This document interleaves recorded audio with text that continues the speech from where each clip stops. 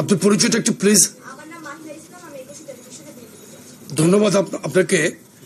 আমরা প্রতিনিয়তই কিন্তু সজাগ দৃষ্টি রাখছি। আমরা আমাদের এই 3 অঙ্গ সংগঠনের সভাপতি এবং সাধারণ সম্পাদক প্রতিনিয়তই কোনো জায়গায় কোনো ঘটনা ঘটলেই কিন্তু আমরা টেলিফোনে যোগাযোগ করছি। কোনো জায়গায় আমরা ফিজিক্যালি আমাদের তদন্ত টিম পাঠাচ্ছি। আপনি দেখবেন ইতিমধ্যেই কিন্তু আমরা ব্যাপকভাবে পানিশমেন্টের আওতায় এনেছি আমাদের যে সমস্ত অসাংগঠনিক কর্ম যারা জড়িত ছিল। দেখেন, এই সমাজের মধ্যে ভালো মানুষ আছে না? আপনার 21 টেলিভিশনের মধ্যে ভালো মন্দ আছে না? প্রত্যেকটা জায়গায় তো এটা বিদ্যমান। সুতরাং সংগঠনের মধ্যে যেই গুটি কতক পার্সেন্টেজ কিন্তু খুবই মাইনর একটি পার্সেন্টেজের মধ্যে কিন্তু আমরা আছি। আর আপনি দেখেন, পতিত ফ্যাসিস্ট আওয়ামী লীগের দোসররা কিন্তু আজকে জামাত ইসলামীর আশ্রয়ে গিয়েছে কিংবা এনসিপিতে গিয়েছে বা অন্যভাবে কিন্তু কোনোভাবে বিভিন্ন জায়গায় প্ল্যাটফর্মে তারা ঢোকার চেষ্টা করছে।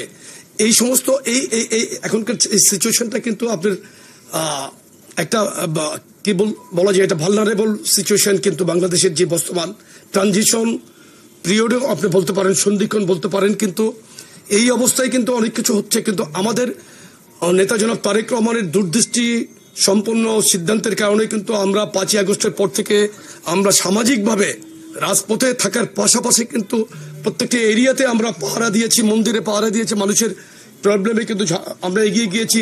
আমরা পুলিশ স্টেশনের মধ্যে আমি নিজেও আমাদের প্রত্যেকেই এখানে যারা সিনিয়র নেতৃবৃন্দ শীর্ষস্থানীয় নেতারা কিন্তু আমরা গিয়েছি থানা পুলিশ স্টেশনগুলোতে, তাদেরকে আমরা সহযোগিতা করেছি। তারা এখনো পর্যন্ত বাংলাদেশের পুলিশ আমি মনে করি স্টেবল মেন্টালিটি তারা ফিরতে পারে নাই। সো দ্যাট এখানে কিছু ঘটনা কিন্তু ঘটছে, আমরা কিন্তু অস্বীকার করছি না। আওয়ামী লীগ যেমন ডিনায়াল পদ্ধতিতে ছিল, আমরা কিন্তু ডিনাই করছি না, আমরা স্বীকার করছি, দায়িত্ব নিচ্ছি, বহিষ্কার করছি, কারো বিরুদ্ধে মামলা করছি, অ্যারেস্ট করাচ্ছি।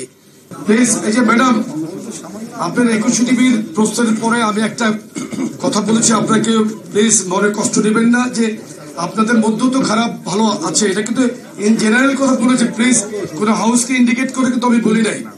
Please, sorry to say. হ্যাঁ।